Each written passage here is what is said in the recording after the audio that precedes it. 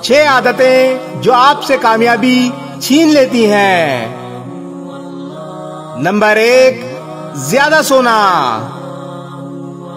Number 2, काम को वक्त से लटकाना। नंबर 3, टाल मटोल करना। नंबर 4, काम करने में सुस्ती करना। नंबर 5, बेजा गुस्सा करना। और नंबर 6, बिला वजह डर तारी करना।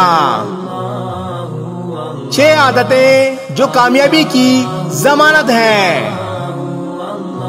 नंबर 1, नई सुबह नई उम्मीद के साथ उठना। नंबर 2, अल्लाह पर भरोसा और इसकी मदद चाहना।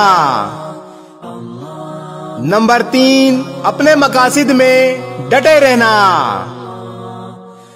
नंबर 4, हसद करने वालों से चशमपोशी करना। नंबर 5, किसी के साथ अपना मुआवजा ना करना। और नंबर 6, खुद पर एतमाद रखना।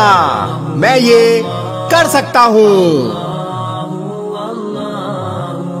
इस वीडियो को शेयर जरूर करें।